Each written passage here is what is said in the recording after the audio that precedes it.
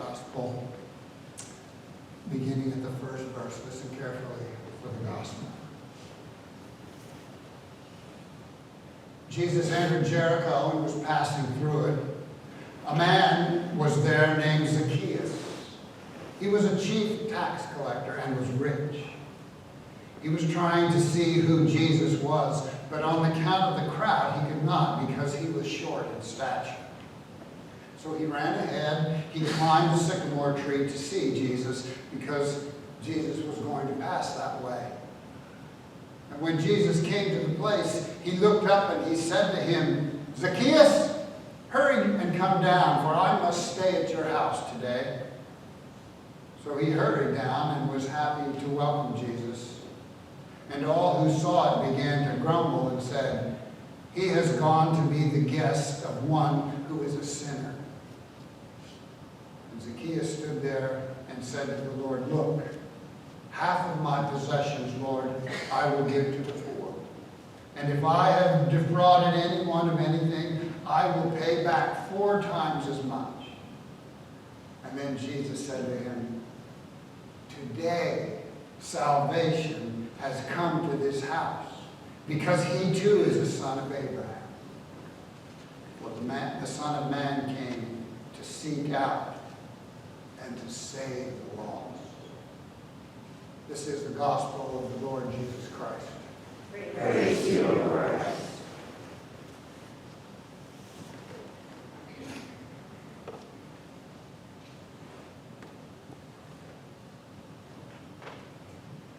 Zacchaeus. He stood barely 5 feet tall with his shoe off. And he was the least popular man in Jericho. He was the head tax collector for Rome in the district, and he had made such a killing out of his work that he was the richest man in town as well as the shortest. When word got around that Jesus would be passing through, he shinnied up that sycamore tree so that he could see something more than just the back of people's heads. And that's where he was when Jesus spotted him. "Zacchaeus," Jesus said, "come down. Get down here in a hurry because I'm going to spend the day with you." And when those who were standing around heard it, they began to grumble back and forth to one another, to think that he didn't have better sense than to invite somebody who he could see, anybody could see. Nobody would really want anywhere near their home or their family at any time.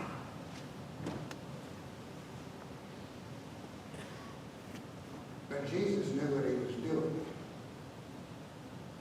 Zacchaeus was taken so completely off guard by the honor that was put upon him that he had to change his mind. He promised not only to turn over 50% of his holdings to the poor, he promised to go 4 to 1 for all the cash he'd extorted from everybody else. And Jesus was absolutely delighted. He said, "Today salvation has come to this house."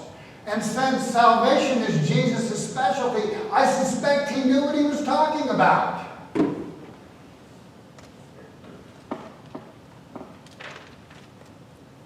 Zacchaeus, a little sawed-off social disaster with a big bank account and a crooked job. But Jesus welcomes him anyway. And I think that also is part of the reason why we remember so many of the others who have been welcomed by God into the kingdom. Remember Moses' brother Aaron? He was the one who was whooping it up with the golden calf just moments after his brother had gone up the mountain. Remember Jacob?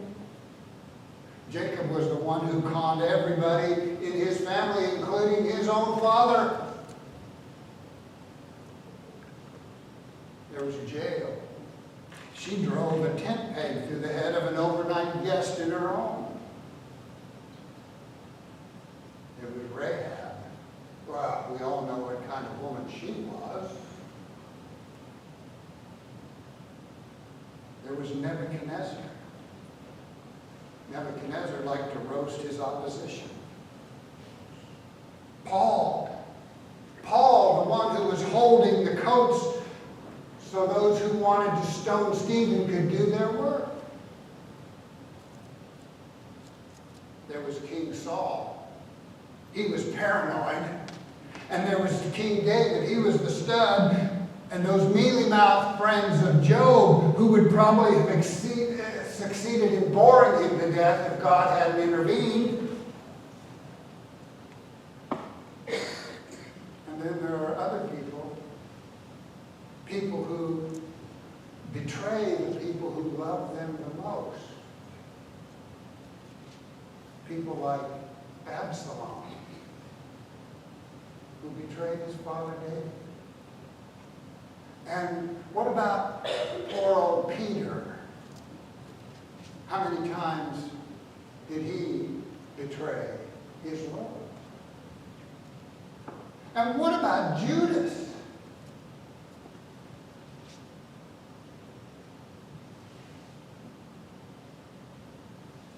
Like Zacchaeus, they're all peculiar people. You can't help but get the feeling like Zacchaeus, though somehow they're all treasured. And why is it that God would treasure all those people? Who knows? I don't know. But maybe you can say at least this about that they're treasured less for who they are and for what the world has made of them, and more for what they have in them to be at their very best. Because ultimately, it is not the world who made any of them. All the world is mine, says the Lord, and all who dwell therein.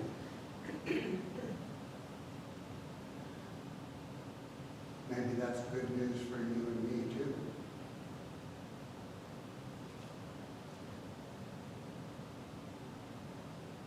Today is All Saints' Day. We acknowledge that part of what happens in the waters of baptism is that we are all made part of a great, big, extended family.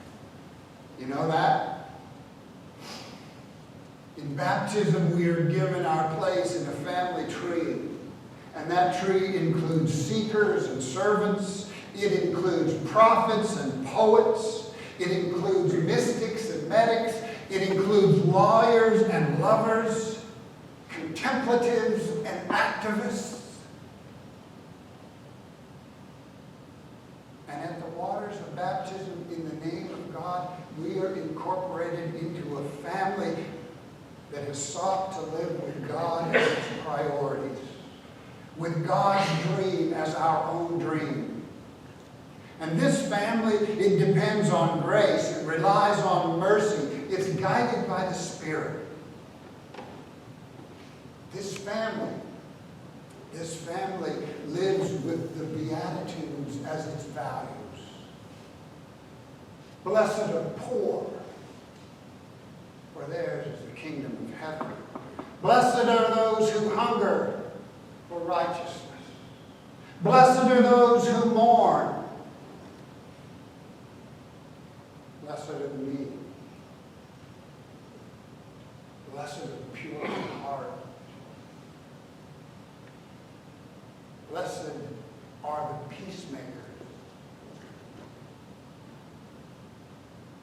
Blessed are the persecuted.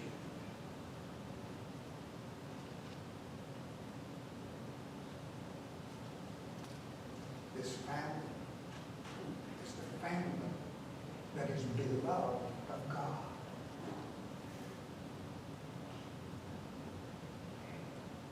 And if our values are the Beatitudes, our priority always, as Jerry reminded us last week, is love.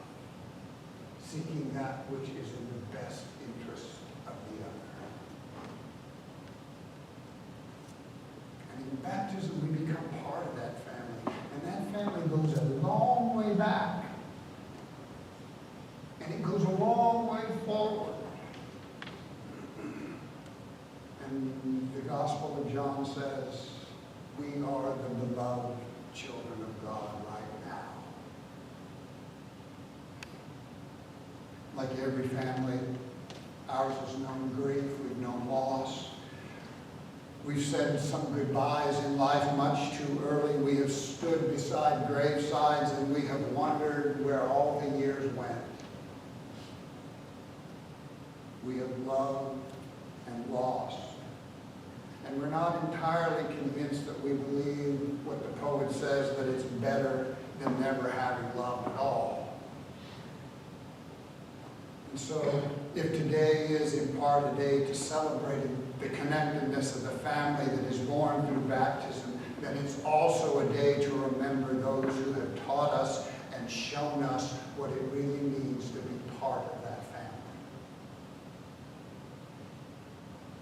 So today we remember those bonds which hold this family together, even beyond the grave.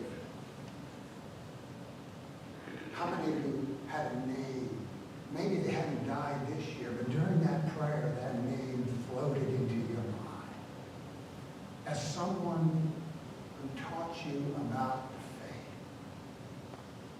about life, about what it means to be one who is one of God's family members.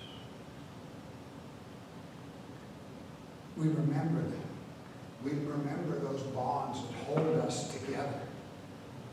We remember their stories, because their stories are worth remembering and worth telling, aren't they? Did you like what the choir sang today? Do you know where that came from? I didn't know that either till Shirley, I think it was Shirley who pointed that out to me. That was written for those who died in 9/11. Words of comfort and peace and hope. Because their stories remain worth telling. Each one a saint of God. Each one a blessed memory. Well, maybe some wouldn't agree with that use of the word saint. You might say, well, I was just thinking about my grandma. Or I was thinking about my brother. Or I was thinking about the lady who taught me in 7th grade English. Or the man who was my middle school, Sunday school teacher. And so often we use the word saint to mean a self-sacrificing or almost perfect person, don't we? We use it for those who seem to have a heroic virtue or some astonishing faith. So when we think about our grandmothers or our brothers and sisters or our teachers or our friends, the word faith, the word saint just doesn't seem to fit. Because we know those people in their complexity, don't we? We know them in their humanity. We knew that her love had rough edges. We knew that he could be snarky or sarcastic. We knew that they could be irreverent or impatient. We knew they could get tired and grouchy and make mistakes and be stubborn as all get out. But maybe that helps us understand a little bit more about a saint. Because by saint, we don't mean perfect. We don't mean extraordinarily heroic. We don't only mean self-sacrificing and extraordinary. When we speak of saints, we mean people who have taught us something of what it means to follow Jesus. Can we take that for a good definition? People who have shown us in their lives what justice and joy, what redemption and reconciliation look like. We need those people who, that great cloud of witnesses, who have reminded us that at our best and at our worst, we are the children of God.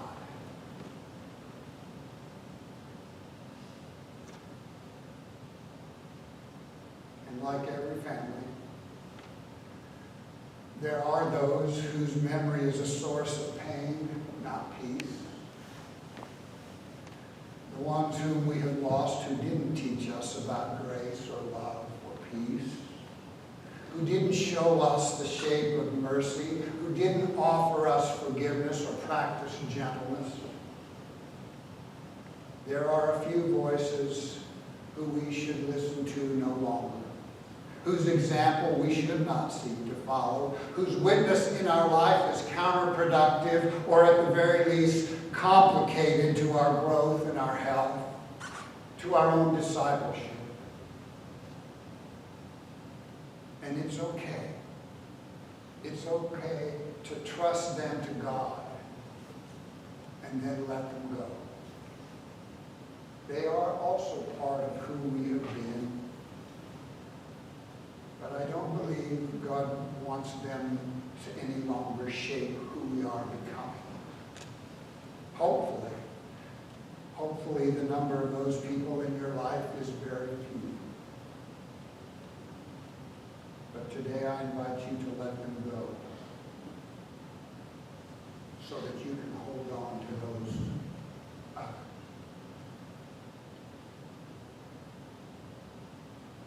Your grandmother, your English teacher, my Sunday school teacher, those folks who belong to our family, who show us the way of Christ. They're our kin. They're our brothers and sisters. They are our family.